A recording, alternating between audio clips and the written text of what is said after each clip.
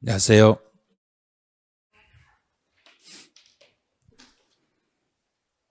오늘은 이제 세 번째 주네요. 세 번째 주가 됐는데 벌써 3월이 다 끝나버렸어요.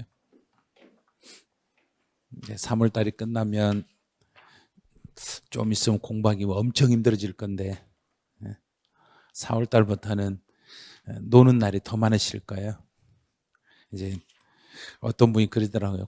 꽃 피면 꽃 구경도 가야 되고 또 뭐 하면 또 뭐 또 해야 되고 공부할 시간도 없는데 이제 어떻게 해요? 어떻게 막 그러는데 학원 수업을 안 받고 잘 들으셔야 돼요. 수업만 안 빠지시면 돼요. 자, 이제 오늘 할 일은 이제 취득 시기부터 취득세 세율까지 아마 진행이 될 거예요.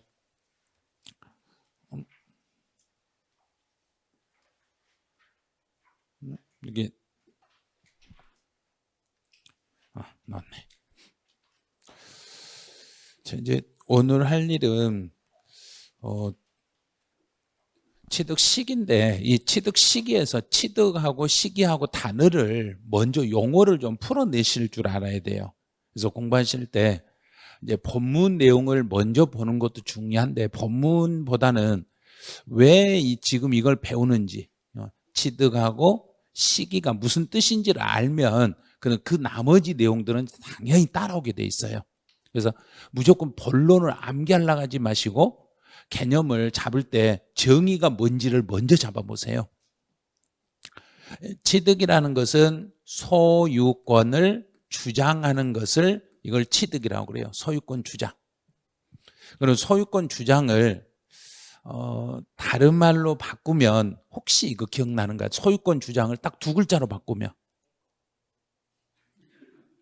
맞았어요. 맞았어요. 내 것이에요.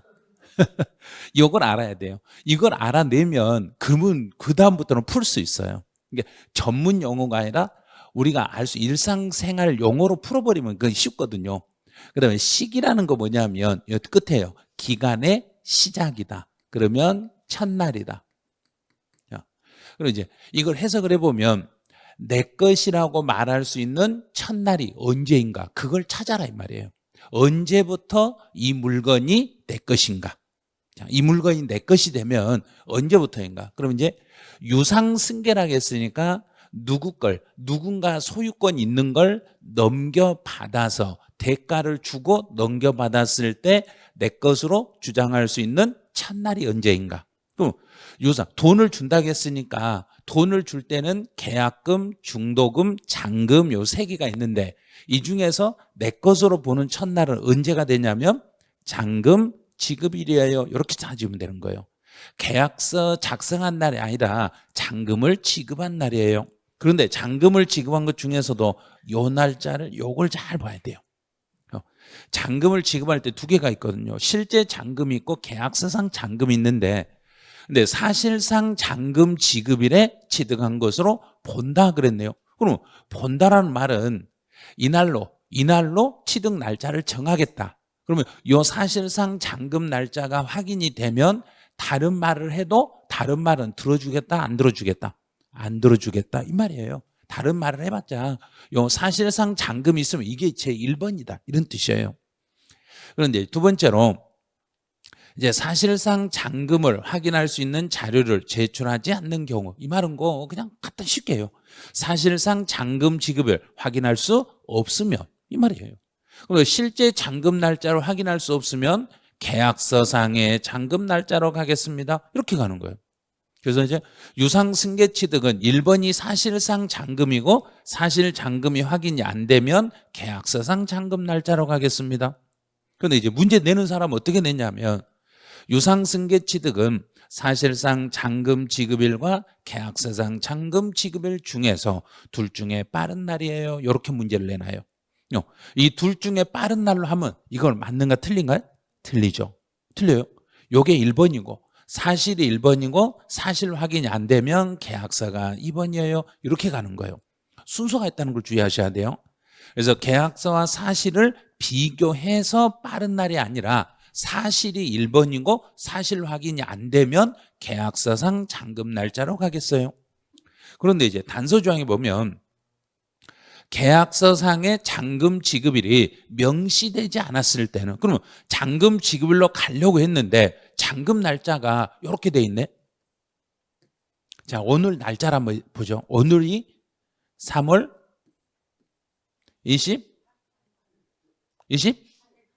8일인가요? 3월 며칠인가? 애매하죠? 3월 20, 이게 뭐 4일이 20 며칠? 잘 모르겠죠? 이렇게 애매하면 이게 지금 계약서상의 잔금 지급이 명시되다. 명시라는 말은 명확하게 표시되지 않았으며, 이게 잔금 날짜가 명확하지 않으면은 그때는 언제부터? 계약일로부터 며칠이 되는 날, 60일이 경과한 날, 그날을 잔금 날짜로 지정해 버리겠다는 이야기예요. 그래서 계약서상에 잔금 날짜를 표시 잘못하면 누구에게 불이익을 주겠다는 이야기인가? 정부에게 불이익을 주겠다는 이야기인가? 계약서 쓴 사람에게 불이익을 주겠다는 이야기인가? 계약서 쓴 사람. 잘못하면 이 날짜가 계약일로부터 60일이 되는 날 플러스 60일 안에 신고를 해야 되는데 그 날짜가 넘어버리면 가산세 물려버리겠다는 이야기예요. 그래서 순서를 잘 봐야 돼요. 사실상 잔금 지급 확인 안 되면 계약서상의 날짜가 명시가 안 돼 있으면 계약일로부터 60일이 되는 날을 잔금 날짜로 보겠습니다. 이렇게 가요. 그다음에 이제 계약을 해제했어요. 그럼 계약의 해제라는 말은, 이제 해제라는 말을 이해하셔야 돼요. 해제라는 이야기는 처음 계약한 시점으로 돌아가서 그 말인가요? 내가 지금 이걸 바꾸고 싶으면 지금부터 이 말인가요? 처음으로 돌아가서, 이제 그거 이해했죠? 그럼 계약한 시점으로 처음으로 돌아가서 이걸 해제했으니까 계약 자체가 무효가 되는 거예요. 그럼 이제 문제는 유상승계 취득은 취득일로부터 며칠 안에 신고를 해줘야 되고 60일. 그러면 이제 바꿔치기 할 때도 똑같아야 돼요. 취득일로부터 며칠 이내에 계약을 해제해야 되고 60일 똑같아야 돼요. 그래서 60일 안에 계약이 해제된 사실이 입증이 되면 취득한 것으로 안 본다 그랬으니까 취득일로부터 60일 안에 그냥 돌려줘 버리면 된다는 이야기예요. 계약을 해제해버리면 취득이 아닌 걸로 보는데, 네, 여기서 이제 문제에서 시험 문제를 내는 것은 여기를 내는 거예요. 이 단어를, 이걸 가지고 이제 시험 문제를 내는 거예요. 등록하지 아니하고 등기가 안 된 상태라는 걸 꼭 기억하셔야 돼요. 그럼 이제 등기를 한 후에 60일 안에 해제는 받아준다, 안 받아준다? 안 받아준다. 그래서 물건을 사가지고 물건에다가 이름을 쓰고 반품한다면 반품은 받아준다, 안 받아준다? 안 받아준다. 이거 똑같은 논리예요. 그러면 책을 사가지고 책에다가 이름을 쓰는 순간 반품된다, 안 된다? 안 된다. 그래서 책을 팔 때는 언제 결제하기 전에 책에 분실 염려가 있으니까 책에 이름부터 쓰세요 그래요. 이름부터 써. 그러고 나서 강의를 들어봤더니 도저히 못 알아먹겠네. 그러고 나 이제 환불할래요. 그러면 책값은 돌려준다, 안 돌려준다? 안 돌려. 책이라도 사세요. 책이라도 팔아야 되니까. 네, 그렇게 하는 거예요. 자, 원래 다 그런 거예요. 네. 네. 그래서 등기 등록하지 아니하고, 이 단어를 꼭 기억하셔야 돼요. 등기가 안 된 사람. 그러면 이제 시험 문제에서 등기가 된 후 이렇게 나와. 등기가 된 후, 등기가 되어 있는 상태에서 60일 안에 계약을 해제는 받아준다, 안 받아준다? 안 받아준다. 등기가 안 된 상태에서 며칠 안에 해제해라? 60일 안에 해제해라. 이거 하나 기억하고 있어야 돼요. 이제 네 번째로 연부취득이다.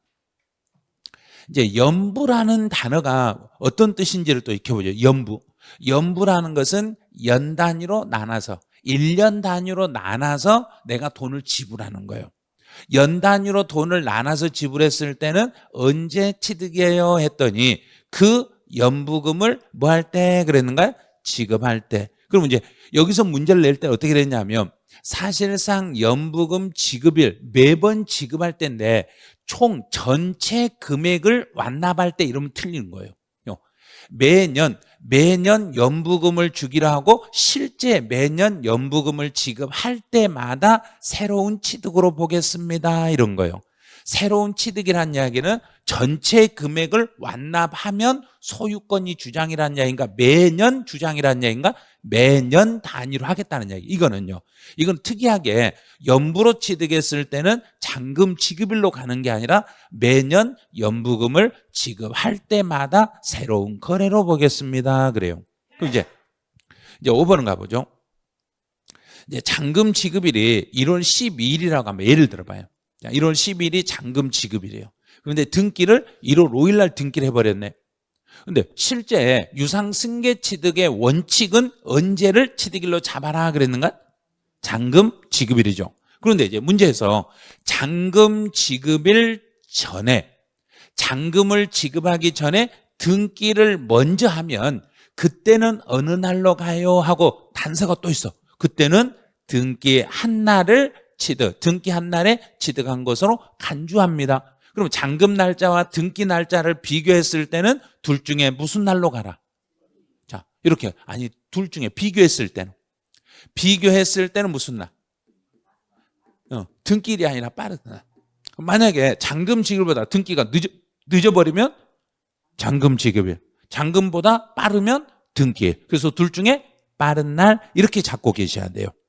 잔금 지급이라고 등기라고 두 개를 비교했을 때 그 중에 빠른 날로 가겠습니다. 그럼 이제 이걸 이제 문제로 연결할 때는 바로 이렇게 문제가 연결되는 거예요.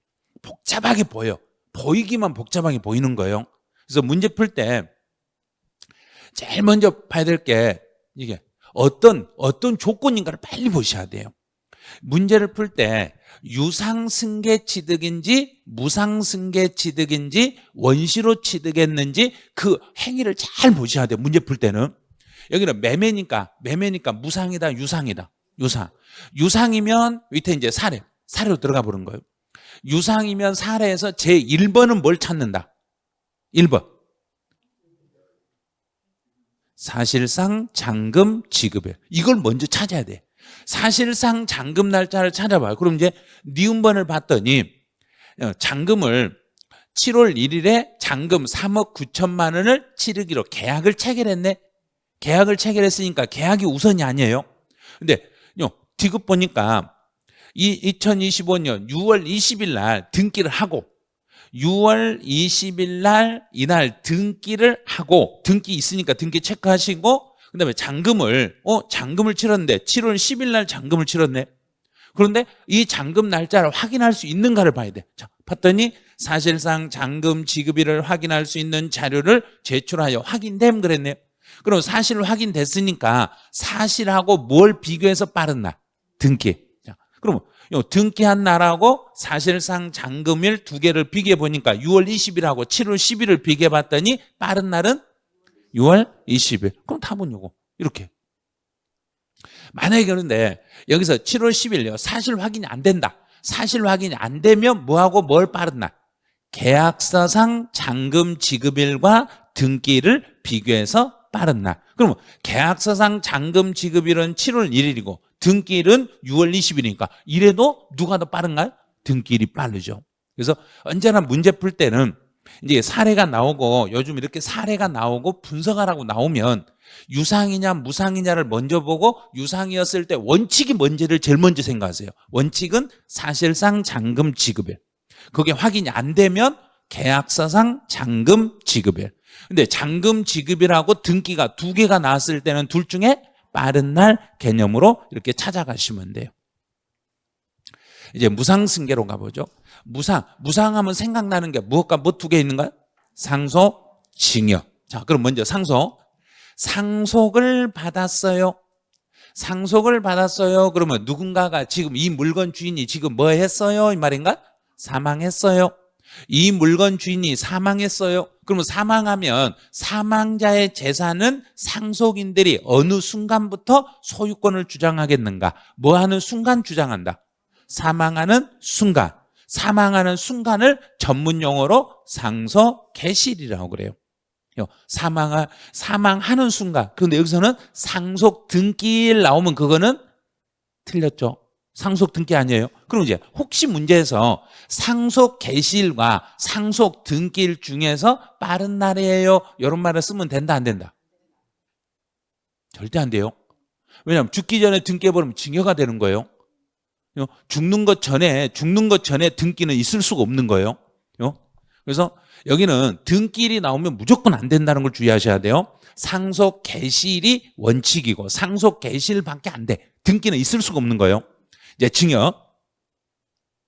자, 두 번째 이제 증여로 한번 가보죠. 증여를 받았을 때는 증여 계약일로 가네요. 그럼 여기는 조심하셔야 돼. 증여 계약일입니다. 증여를 받았을 때는 증여 계약일이에요. 그런데 오른쪽 날개 한번 볼래요? 양도소득세에서는 증여 계약일로 쓰는 게 아니라 양도소득세에서는 증여를 받은 날 이렇게 쓰고 있는 거예요. 서로 입장이 달라. 그러면 양도소득세에서는 왜 증여를 받은 날 개념으로 쓰냐면 양도소득세에서는 계약서를 인정을 못 해줘요. 취득세에서는 계약서 인정이 돼. 그런데 양도소득세에서는 계약서를 인정을 할 수가 없으니까 계약서, 이 계약일이 아니라 증여를 받은 날 개념으로 쓰고 있다는 거. 이제 두 번째로 등기 등록을 먼저 한 경우. 그러면 무상승계취득에서 등기를 먼저 하는 건 상속과 증여 중에 누구만 이렇게 하겠는가? 상속과 증여 중에 누구만? 증여만. 이렇게 아무 말이 없어도 무상승계취득한 경우에 이 말 이렇게 하고 등기하고 비교했을 때는 증여밖에 없는 거예요.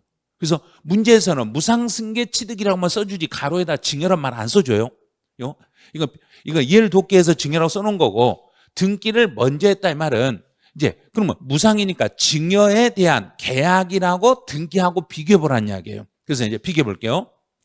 계약일 전에 등기를 먼저 하며 그러면 계약일이 원칙인가요? 등기가 원칙인가요? 증여할 때는 원칙이 계약일이다 등기일이다. 계약일. 유상승계취득에서는 잔금이 원칙이다 등기가 원칙이다. 잔금. 등기가 원칙이 아니에요. 세법에서 전번주 우리 배울 때 취득이라는 건 등기 등록을 전제 조건으로 한다. 등기 등록은 전제 조건이 아니다. 아니다. 세법에서 등기가 먼저예요. 그거는 딱 한 군데밖에 안 나와요. 등기가 먼저 되는 건 없어요. 그래서 먼저 증여를 받았을 때는 원칙은 무슨 날인데? 계약일인데 원칙은 계약일인데 계약일 전에 등기를 했을 때는 둘 중에 무슨 날이다? 둘 중에 빠른 날. 자, 그러면 계약일하고 등기라고 비교했을 때 그 중에서 더 빠른 날로 갑니다. 그럼 계약일 전에 등기했으니까 누가 더 빠르다는 이야기인가? 등기가 빠르니까 그때는 등기일로 가겠습니다. 이렇게 되는 거예요. 그래서 읽을 때 등기가 비교되는 건 어디는 비교되고 어디는 안 되는 거 잘 생각하셔야 돼요. 상속은 등기하고 비교한다 못한다? 못한다. 그다음에 잔금은 등기하고 비교된다 안 된다? 된다. 계약이라고 등기는 비교한다 못한다? 한다. 누구하고 등기는 비교하는 걸 잘 보여. 등기가 비교되는 게 어디서는 비교되고 어디서는 비교가 안 되는지를 알아야 문제를 풀 수 있는 거예요. 이제 계약 해제. 자, 앞에서 했던 유상을 다시 생각하세요. 유상승계취득에서는 며칠 안에 계약을 해지하면은 취득이 아닌 걸로 보는 거고 60일. 그럼 이제 여기서는 무상승계취득에서 계약의 해제는 무상 중에서 상속과 증여 중에서 계약을 해지할 수 있는 것은 상속이다 증여다. 상속은 해제가 되겠는가 안 되겠는가? 안 돼요. 죽어버리고 돌아올 수 없으니까 안 돼요 그건. 근데 증여는 살아있는 상태니까 돌려줬다가 증여했다가 돌려받을 수 있어. 그럼 이제 여기서 계약이 해제가 되는 건 오로지 상속과 증여 중에 누구밖에 없다는 얘기인가? 증여. 그럼 증여는 우리 처음에 이제 취득세 처음 배울 때 증여로 취득했을 때는 취득일이 속하는 달의 말일부터 몇 개월 안에 취득세를 신고해라. 3개월. 그럼 해제도 몇 개월 안에 해라. 3개월. 똑같아야 돼. 취득일이 속하는 달의 말일부터 3개월 이내에 계약이 해제된 사실이 입증이 되면 취득이 아닌 걸로 봅니다. 유상일 때하고 증여일 때하고는 완전히 다르니까 조심해야 돼. 문제 낼 때. 자, 다시 유상승계 취득은 며칠 안에 해제하고 60일. 증여로 취득한 걸 해제할 때는 몇 개월? 3개월. 이 두 개를 꼭 비교를 해 놓으셔야 돼요. 그 다음에 이제 마지막 이제 하나 더. 유상승계 취득이든 무상승계 취득이든 계약을 해지할 때는 반드시 무엇하지 아니하고 해지해라. 등기. 자, 등기하지 아니하고 요 단어를 계속 기억하셔야 돼.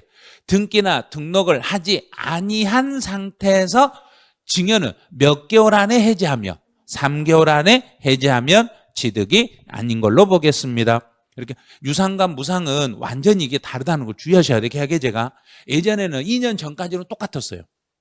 2년 전까지로 유상이도 무상이도 무조건 60일이었는데 법이 개정이 돼가지고 증여를 받은 것은 3개월로 법이 바뀐 거예요. 그래서 두 개 기출문제 풀다가 개정이 안 되고 유상 무상을 둘 다 60일로 나왔으면 아 이거 개정되기 전에는 이렇게 나왔네 하고 혹시 개정이 안 돼가지고 문제집이 만들어진 게 있을지 모르니까 그거 주의하고 계셔야 돼요. 자, 다시 한번 이제 볼게요. 칠판만 보고 이제 정리해보죠. 증여 취득이에요. 증여로 취득했을 때는 원칙은 증여 취득의 원칙은 계약일이다 등기일이다. 계약일. 자, 증여 계약일. 자, 증여 계약서를 작성한 날, 증여 계약서를 작성한 날 이날이 취득이래요. 그런데 계약일 전에 계약일과 등기는 비교가 된다 안 된다? 된다. 그러면 계약일 전에 등기했으니까 누가 더 빨랐다? 등기가 빨랐으니까 이때는 등기일로 이렇게 잡으시면 돼요. 근데 상속으로 취득했을 때는 상속 개시일. 시험 볼 때는 상속 등기일 이렇게 내니까 주의하셔야 돼요. 상속은 등기하고 절대 비교할 수 없는 거예요. 근데 계약을 해지했을 때는 무조건 외우면 안 돼. 계약을 해지했을 때는 딱 우열을 봐야 돼요.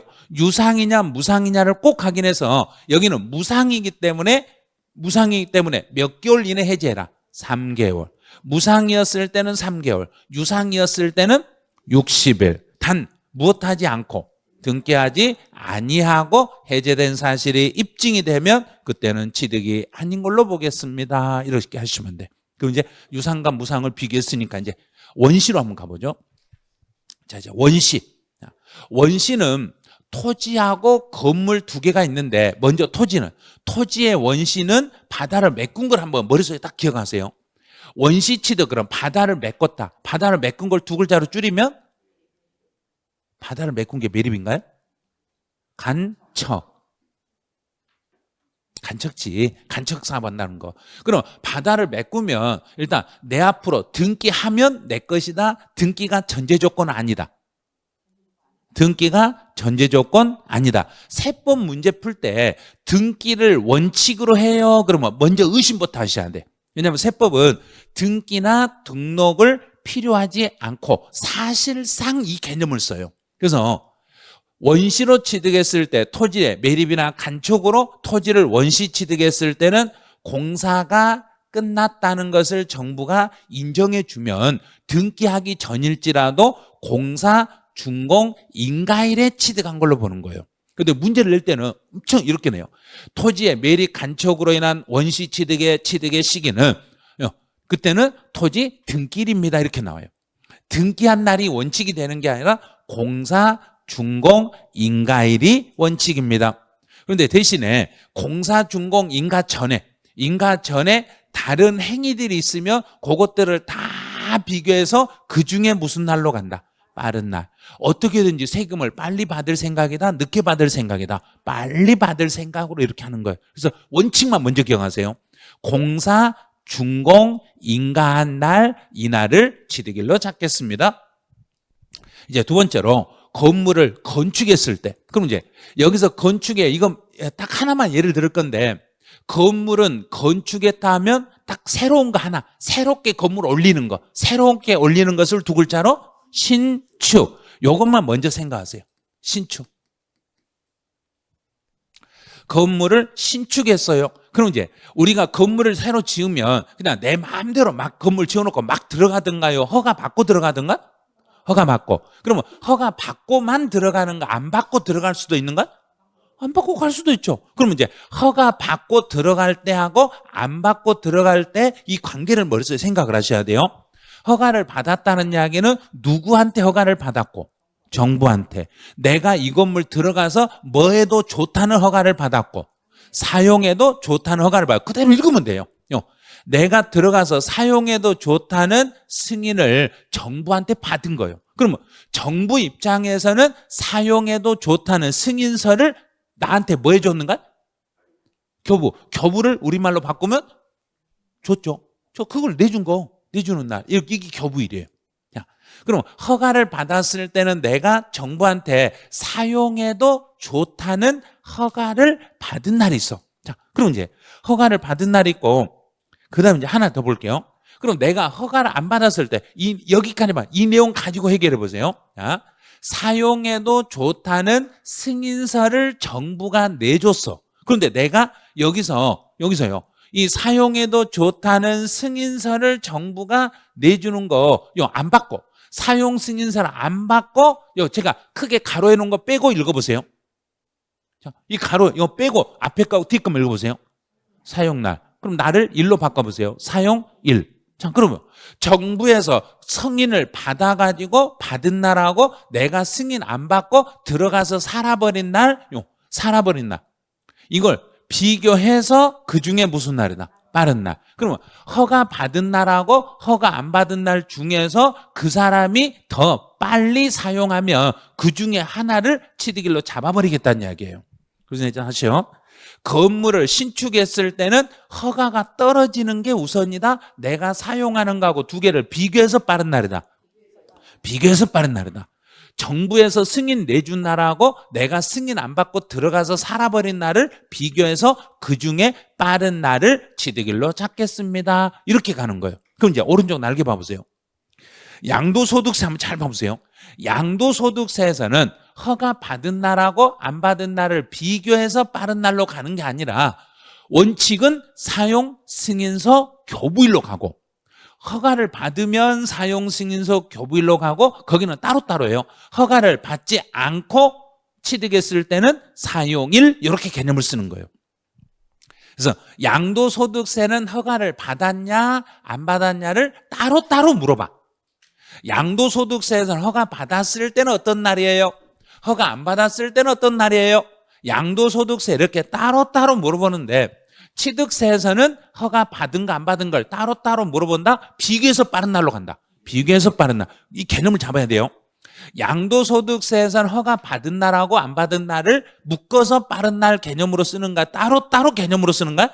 따로따로 개념인데, 취득세에서는 따로따로가 아니에요. 허가 받았으면 받은 날하고 안 받았으면 그냥 사용한 날을 비교해서 그중에 빠른 날로 가겠습니다. 요게 완전히 양도세 취득세가 달라요. 이제 니은반하고 디귿반은 그냥 쉽게 간단하게 생각하세요. 자, 정부가 사용 승인서를 내주기 전에 임시 사용 승인을 내주면 그때는 언제를 기준일로 잡으라는 이야기인가? 임시 사용 승인일로 잡고, 임시 사용 승인이라고 그냥 내가 들어가서 살아버린 날을 비교해서 빠른 날로 잡으시면 돼. 자, 그런데 이제 디귿번, 사용 승인서도 못 받고, 자, 사용 승인서도 못 받고 임시 사용 승인서도 받을 수 없는 경우라면, 자, 내가 사용 승인서도 못 받고 임시 사용 승인도 받을 수 없는 상태라면 그때는 어떻게 비교하냐면, 사용이 가능하게 된 날, 사용이 가능한 날하고 사용한 날하고 비교해서 그중에 빠른 날로 갑니다. 이렇게 가는 거예요. 자, 다시요. 임시 사용 승인일과 사실상 정부가 사용 승인서를 교부한 날하고 임시 사용 승인서를 교부한 날을 비교했을 때는 둘 중에 무슨 날로 먼저 잡고? 빠른 날. 그러면 만약에 임시 사용 승인을 먼저 받았으면 임시 사용 승인이라고 사용일을 비교해서 빠른 날로 가고, 원칙적인 사용 승인서 교부도 못 받고 임시 사용 승인도 교부를 못 받게 되면은 무슨 날이 기준이 되려는 자인가? 사용이 가능하게 되는 날하고 내가 실제로 들어가서 사용한 날을 비교해서 빠른 날 개념으로 잡아주세요. 이렇게 돼 있는 거예요. 그래서 대원칙은 사용 승인서 교부일인데, 내주는 날, 이 날이 맞는데 근데 이 사용 승인서 내주기 전에 임시 사용 승인을 받으면 앞에 것을 뭘로 바꾸라는 이야기인가? 임시 사용 승인율로 바꾸고, 사용 승인서도 낼 수도 없고 임시 사용 승인도 불가능하면 앞에 날을 무슨 날로 바꾸고 사용이 가능한 날과 사실상 사용일을 비교해서 빠른 날로 가세요. 이렇게 가면 돼. 자, 다시 볼게요. 취득세에서는 사용 승인서를 내주는 날과 사실상 사용일 중에서 이렇게 빠른 날로 가. 그런데 양도소득세에서는 사용 승인서 교부일로 바로 가는 거예요. 이날을 따로 하고 만약에 허가를 안 받았어요. 그러면 무슨 날로 가고? 이날 안 받았어요. 그럼 무슨 날? 사용일이에요. 원칙은 사용 승인서 교부일이 원칙이고 허가받지 않는 경우는 이렇게 따로 물어보면 사용일이에요. 이렇게 답을 하시면 돼. 이제 동그라미 2번이요. 2번에서는 다른 건 다 체크하지 마. 이것만 체크하세요. 검사라는 단어만 보세요. 검사라는 단어만 보세요. 그러면 사용 검사 그러면 지금 검사 도장, 지금 검사 도장을 지금 내가 보는 앞에서 찍었다는 이야기예요. 도장 빵 찍었어. 그러면 지금 도장을 이렇게 딱 찍으면 찍을 때부터 효력이 생기는가? 내일부터 효력이 생기는가? 찍을 때부터. 자, 그러면 찍을 때부터 검사 받은 날, 이날부터 소유권이 내 것이라는 거야. 내가 소유권을 주장할 수 있는 거야. 찍는 순간부터.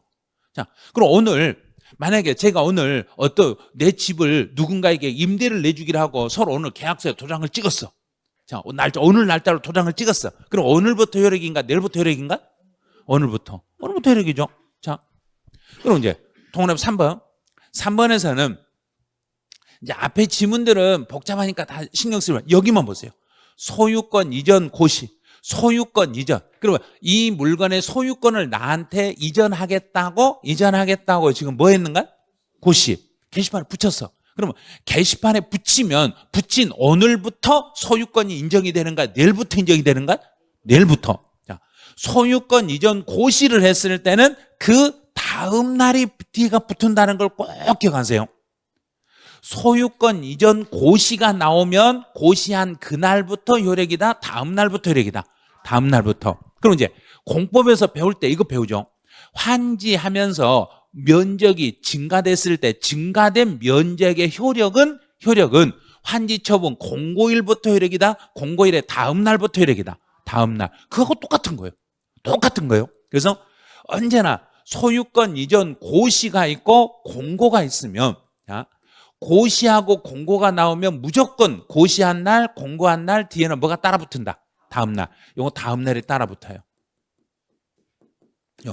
근데 검사 도장을 찍으면 내가 오늘부터 이거 검사했어요 하고 도장을 빵 찍으면 오늘부터 효력이다. 내일부터 효력이다. 오늘부터, 그때부터 효력이 생기겠습니다. 이런 식으로. 이제 기타의 취득 시기로 한번 한 페이지 넘겨보시면 토지의 지목을 변경했어요.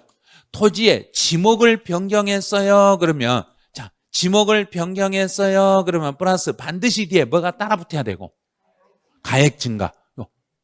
가액이 증가되면 증가된 부분에 대해서는 취득으로 보는데 이 증가된 부분에 대해서는 언제부터 소유권이 시작될 것인가?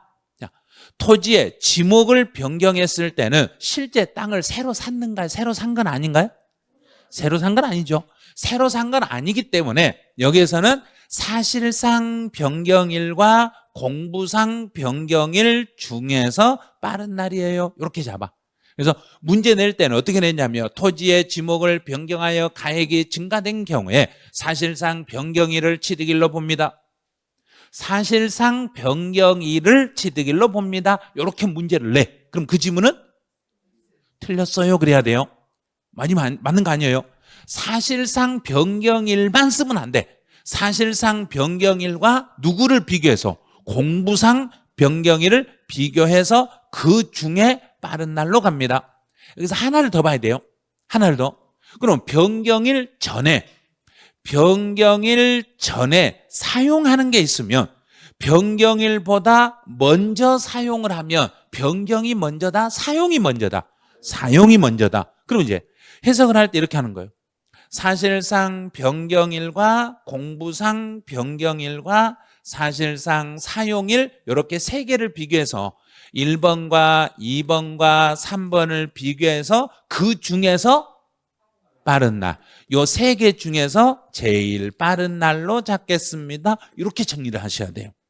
자, 그럼 문제를 낼 때 어떻게 내냐면 토지의 지목을 변경한 경우에는 사용 여부에 관계없이, 앞에 지문이 이렇게 나와요. 사용 여부에 관계없이 공부상 변경일과 사실상 변경일 중에서 빠른 날입니다. 틀린 거예요. 이걸 찾아낼 줄 알아야 돼요. 자, 다시. 사용 여부에 관계없이 사실상 변경일과 공부상 변경일 중에서 빠른 날이에요. 틀린 거예요. 왜냐하면 사실과 공부와 변경일, 사용일 요 세 개를 다 비교해서 빠른 날인데 사용 여부와 관계없이 그랬으니까 그건 틀려버린 거예요. 여기에서 함정을 제일 많이 파네요. 이 양가라 1번을 이걸 함정을 제일 많이 파니까 이걸 조심하셔야 돼요. 문제 낼 때 토지의 지목을 변경할 때 시험 문제 출제 함정이 제일 많이 여기서 함정이 나와요. 그래서 이제 차량 이거는 안 보셔도 되니까 3번하고 4번 보죠. 이제 3번 점유로 취득했어요. 자, 민법으로 얼른 생각을 해. 민법에서 20년간 부동산을 20년간 장기 점유하며 무엇함으로써 내 것으로 만들 수 있고 등기. 자, 등기함으로써 내 것으로 만들 수 있어. 그럼 나는 취득세를 20년 전의 금액으로 취득세를 내라, 지금 금액으로 취득세를 내라. 지금 20년 전보다 지금 금액으로 내야 되니까 점유 개시한 시점의 가격으로 내라, 등기한 시점의 가격으로 내라. 등기. 점유 아니라니까요. 20년 전의 가격으로 내면 정부는 그거 싫어해요, 그런 거. 그래서 등기한 날의 가격으로 20년 뒤의 가격으로 세금 물려버리려고 하는 거예요, 지금. 그런데 왼쪽 날개 보세요. 양도소득세에서는 취득 가격을 지금 가격으로 해주겠다, 20년 전의 가격으로 해주겠다. 20년 전. 그래서 양도소득세에서 취득의 시기는 점유를 개시한 날이에요. 이거 비교를 하셔야 돼요. 이렇게 서로 비교되는 개념들이 하도 많다 보니까 세법 하기 싫어요. 어떤 분은 이상하게 발음을 막 해. 세법 싫어요. 세법 싫어요. 왜 싫어요? 그랬더니 너무 힘들어요. 애울 게 너무 많아요. 애우는 게 아니라 점유로 취득했을 때는 20년 전에 그때 가격으로 세금을 물리는 게 아니라 20년 뒤에 지금 등기했을 때 가격으로 세금을 물리니까 어느 날을 기준으로 하겠다. 등기일을 기준으로 하겠다. 이제 재산분할. 재산분할은 내가 내 것을 분할하는가, 남의 걸 가져오는가? 내 거. 내가 내 거요. 내가 내 것을 분할했지만 재산을 분할해서 그 부동산에 내 이름을 쓰는 거죠. 그러면 이전 등기는 무슨 세를 물려야 된다? 자, 이전 등기 원인이 5가지가 있는데 등기 원인 5가지 중에서 이전에 대한 등기는 무슨 세를 물려야 되고? 취득세. 자, 그걸 알았으면 재산 분할로 인하여 소유권 이전 등기를 하셔야 돼. 이전 등기를 하니까 내가 물건을 취득했을 때 금액으로 등기분에 대한 세금을 물어라. 지금 등기했을 때 금액으로 물어라. 지금 등기했을 때. 됐네요. 지금 등기했을 때 그 날을 기준으로 취득세를 물으시면 됩니다. 그럼 재산 분할에 대해서는 물건값에 대한 취득세를 물어라. 이름 쓴 등기값에 대한 취득세를 물어라. 등기값만 물어라. 등기값에 대한 취득세만 물게 돼 있습니다. 그래서 등기한 날입니다. 그런데 거기도 왼쪽 날개 봐보세요. 양도소득세에서는 재산분할은 이거는 양도다, 양도가 아니다. 양도 아니죠. 양도가 아니니까 이 재산분할로 취득했을 때 취득 가격은 지금 분할 받을 때 가격으로 인정해줘라. 처음 취득했을 때 가격으로 인정해라. 처음. 그래서 이것도 당초 취득 시기로 가겠습니다. 그리고 양도소득세에서는 취득 가격을 어떻게든지 높은 금액으로 잡아주겠다, 낮은 금액으로 잡겠다. 낮은 거. 아니, 우리 국민을 봉으로 생각한다니까요. 세금 내는 기계로 생각하고. 세법은 우리는 국민들은 세금만 잘 내면 돼요. 어떻게든 세금만 많이 내면 돼요. 그러니까 취득 가격을 높은 금액으로 잡아준다, 낮은 금액으로 잡아준다. 낮은. 양도소득세에서는 무조건 낮게 잡고 취득세 계산할 때는 무조건 낮게 잡는다, 높게 잡는다. 높게 잡고. 그러니까 취득 가격은 지금의 가격으로 취득세를 물려버리고 양도세 취득 가격 아주 옛날 금액을 취득 가격으로 잡아주고 그래요. 이 법이 막 이상하게 돼 있어요. 그때마다 다 달라요. 이게 법이. 그 다음에 5번에 수입. 물건을 수입할 때는 어디서 세금을 물려버린가? 수입 가지고 들어올 때? 세관에서 가지고 들어올 때요. 들어온 날, 반입하는 날, 이 날을 취득 날짜로 그냥 잡아서 물려요. 자, 이제 문제. 어떤 식으로 문제 나온가 한번 볼게요. 문제가 요 정도 크기로 나와. 그러니까 두려워하시면 안 돼요. 내일 모레도 두려워하시면 안 돼요. 내일 모레 문제를 풀 때 아마 분명히 마지막 시간에 마지막 이제 2차 2교시에서 등기, 지적, 세법 이렇게 먼저 지적이 먼저 나오고 등기 나오고 세법이 나오고 이렇게 순서대로 나올 거예요. 나오는데 등기하고 지적 문제 풀고 세법을 푸는 순간 숨이 확 막히면서 입에서 나도 모르게 에이씨 이 말이 나올 거예요. 제가 이제 실제 문제를 봤는데 등기하고 지적은 지문이 너무너무 단답형이에요. 지문이 짧은데 세법에 들어오는 순간 등기법, 지적법 세 문제가 한 문제야. 지문이. 이러니까 기겁할 수도 있어요. 그러니까 원래 세법 문제가 이런 식으로 나오니까 문장 형태로 다 만들어 드린 거예요. 문장 형태로 만들어서 지금 그 기출문제하고 비슷하게 이렇게 크기가 이 정도예요. 이 정도 크기로 나와요. 이제 상속. 상속을 받으면 그러면 중간에 거 막 생각하지 말고 상속이면 무슨 날? 상속 개시. 요것만 그냥 읽으면 돼. 이렇게 단답형으로. 그다음에 무상으로 취득해서 계약 해제. 무상 취득이니까 제일 먼저 생각하고 무상이면 상속이다 징여다. 징여. 그러면 몇 개월 안에? 3개월. 자, 3개월 받아요. 3개월 받았죠. 그다음에 이제 확인할 게 등기했는가 안 했는가를 꼭 확인하셔야 돼. 등기하고 안 하고. 안 하고. 자, 등기하지 아니하고 맞았네. 등기하지 않고 3개월 이내에 계약 해제된 사실이 확인되면 취득은 아니에요. 그다음에 유상승계 취득의 대원칙 1번은 사실이다 계약서다. 사실. 자, 사실상 잔금 지급일을 확인할 수 있으면 사실상 잔금 지급일로 가고 사실상 잔금 지급일 취득일 전에 등기를 먼저 했어요. 그러면 누가 먼저가 되고 등기일이 이렇게 되는 거예요. 자, 이제 4번 재산분할. 이건 취득세니까 재산분할은 과거에 취득했을 때 시점이다. 지금 등기했을 때 시점이다.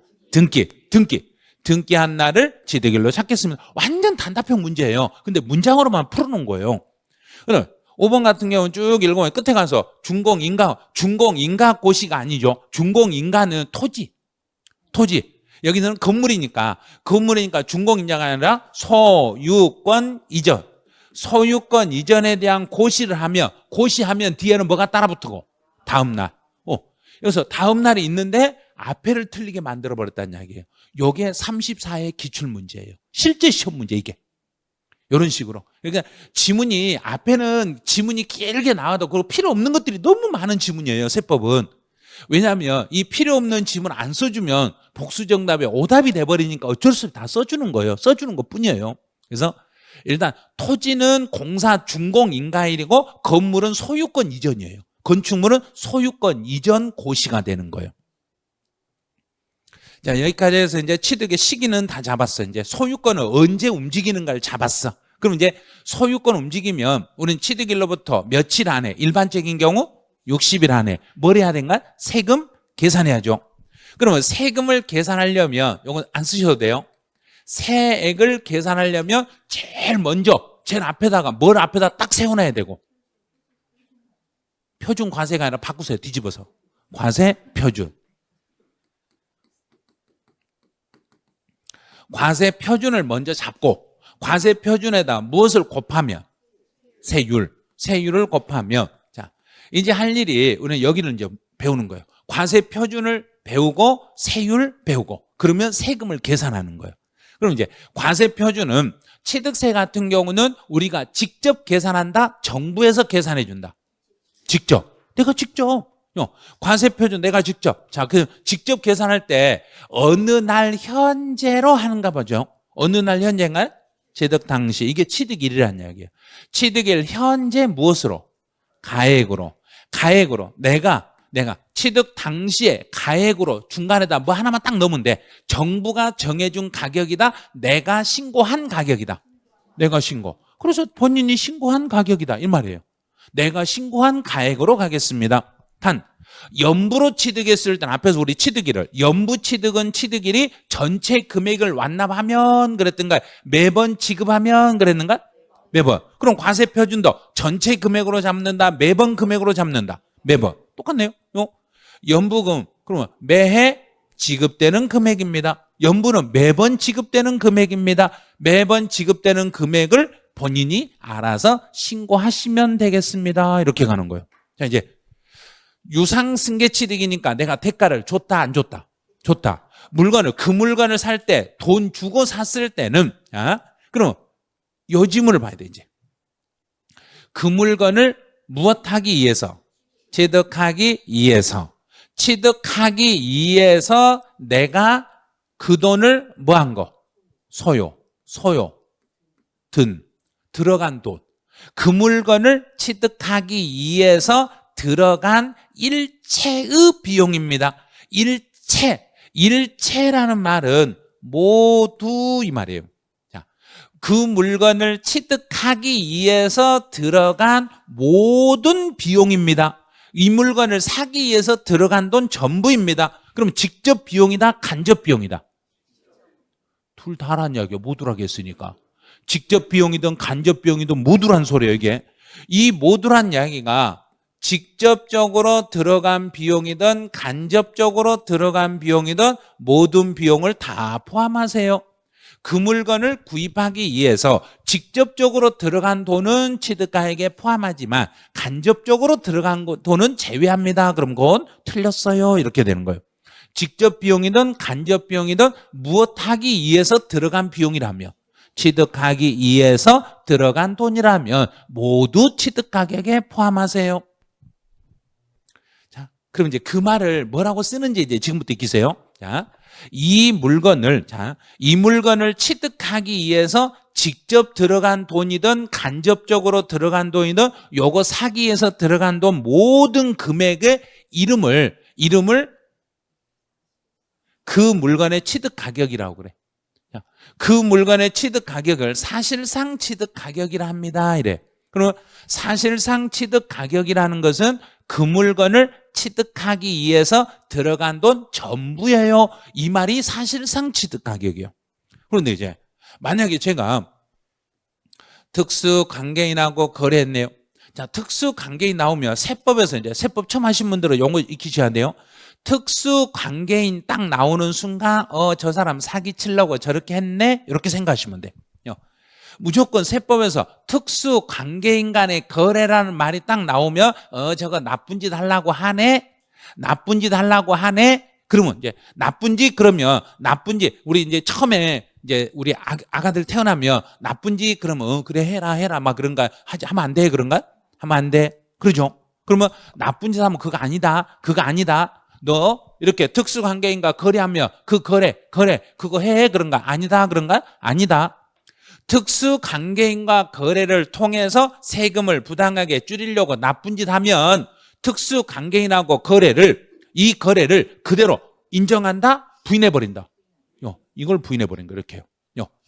언제나 세법에서 취득세든 양도소득세든 특수관계인하고 거래를 통해서 세금을 줄이려고 하면 그 거래를 인정한다? 부인한다? 부인한다. 그럼 이제 여기서 부인한다는 이야기는 누구하고 거래를 부인한다?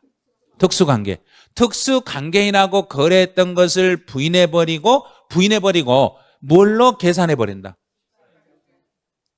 시가인정. 자, 이제 이 단어를 익혀야 돼요. 시가 인정액이라는 것은 시장에서 거래되고 있는 가격으로 인정되는 거. 그럼 그냥 편하게 그냥 시가라고 하시면 돼요. 지금 시장에서 거래되고 있는 가격. 그럼 여기서 시장에서 거래되는 가격은 누구하고 거래가 아닌 걸 말한다는 얘기인가? 특수관계인 이외. 그러면 특수관계인이 아닌 모르는 사람하고 거래했을 때 그러면 내가 모르는 사람을 세 글자로만 만들어 보세요. 세 글자 3자 넣어서 제3자 그럼 제3자와 거래했을 때 정상적으로 거래할 수 있는 가격을 시가 인정액이라고 그래. 그러면 시가 인정액 그러면 이거 특수관계인이 모르는 제3자와 거래했을 때 통상적으로 거래해서 내가 거래해서 지불할 수 있는 금액을 시가 인정액이라고 한다. 이렇게 잡으시면 돼. 그럼 이제 다시 특수관계인과 거래를 통해서 세금을 부당하게 줄이려고 거래하며 그 거래를 인정한다, 부인해버린다. 부인해버리고 대신 무슨 금액을 취득가격으로 잡는다. 시가 인정액으로 잡는다. 그럼 이제 시가 인정액이 뭔지를 알아야죠. 이제 오른쪽 날개를 보시면 돼요.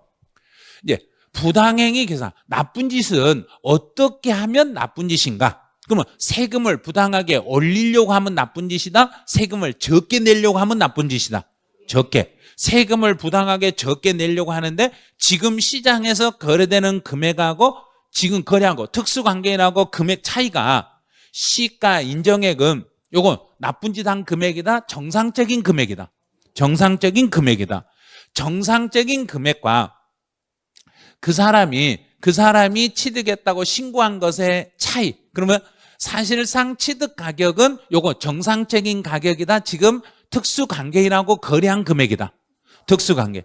그 사람이 특수관계인한테 취득해서 취득 가격으로 신고한 금액과 시장에서 정상적으로 거래된 금액의 차이가 금액적으로 얼마 이상 차이가 벌어지거나 3억 원 이상 차이가 벌어지면 그건 나쁜 짓이에요. 그러는 거예요. 자, 그다음에 시가 인정액에 몇 프로 이상 차이가 나며 5% 이상 차이가 나며 자, 이렇게 1번 3억 이상 차이가 나거나 시가 인정액에 5% 이상 차이가 나거나 1번과 2번이 둘 다 충족을 해야 된다. 둘 중에 하나만 충족해도 부인한다. 하나만. 둘 중에 하나만 충족하면 자, 여기서 뭘 부인한 거 보세요. 자, 3억 이상 차이가 나거나 시가 인정액에 5% 이상 차이가 나면은 시가 인정액과 사실상 취득 가격 중에 어떤 걸 부인해 버린다. 특수관계인하고 거래했던 그 금액을 부인해버리고 뭘로 계산하고 시가 인정액으로 이렇게 계산하겠습니다. 금액이 3억 이상 차이가 나고 시가 인정액에 5% 이상 둘 중에 하나만 차이가 나도 그 특수관계인과 거래했던 금액을 부인해버리고 시가 인정액으로 다시 계산하겠습니다. 자, 그럼 이제 다시 시가 인정액을 찾아볼게요.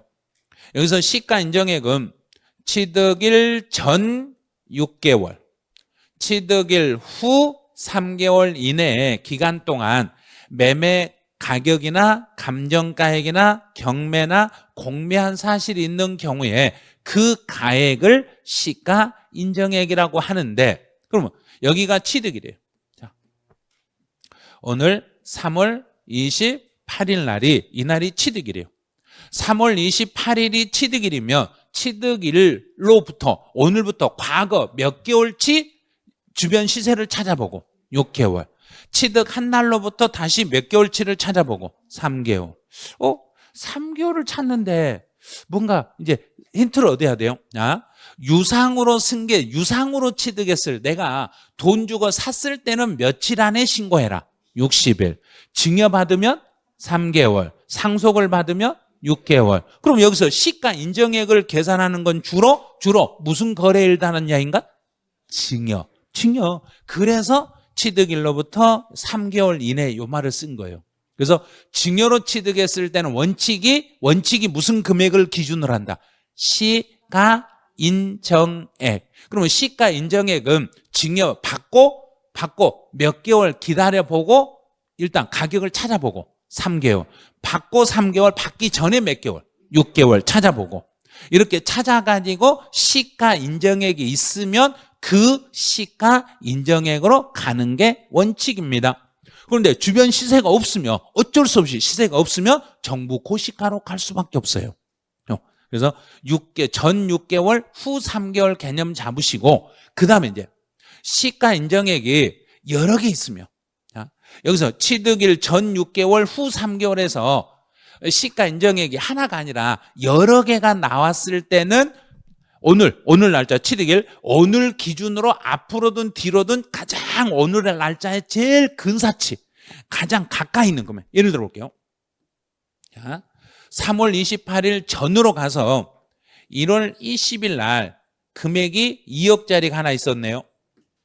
그런데 또 여기 봤더니 이제 4월 10일 날 금액이 1억 8천짜리가 하나 있네요. 두 개 똑같은 건데 지금 거래 내가 증여를 받는 물건의 시가 인정액을 찾아봤더니 앞으로 1월 20일 날 금액이 하나 있었고 4월 10일 날 금액이 하나 있으면 어떤 걸 갖다 쓰면 된다는 얘기인가? 제일 가까운 여기가 더 가깝죠. 이게 더 가깝죠. 그러면 1억 8천으로 간다는 이야기예요. 금액을 둘 중에 시가 인정이 여러 개 있으면 그 중에 더 높은 걸로 간다는 이야기인가, 낮은 걸로 간다는 이야기, 가까운 걸로 간다는 이야기인가? 가까운 날의 금액으로 간다는 거예요.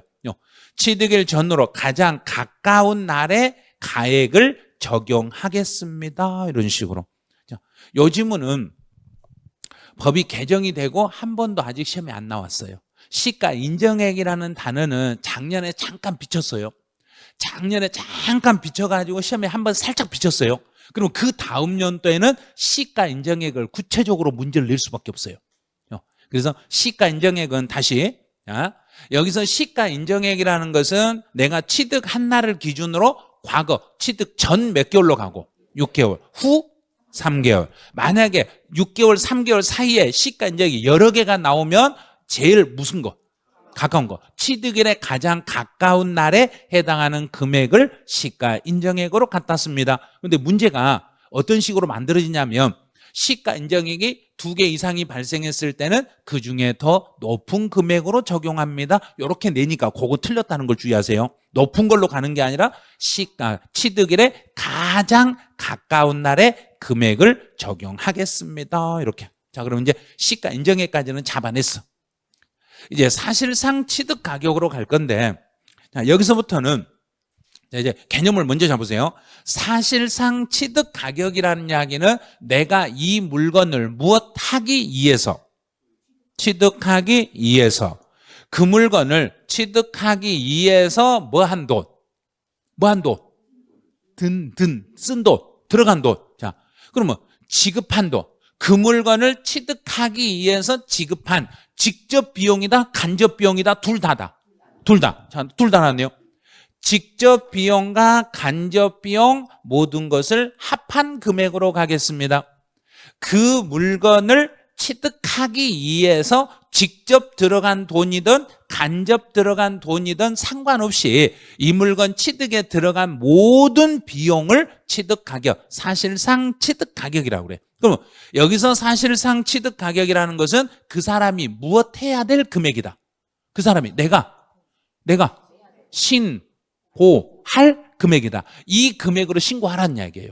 이 금액으로 신고하라는 이야기예요. 그러면 이제 한번 예를 들어볼게요. 여기까지 하고 잠깐 쉬어갈게요.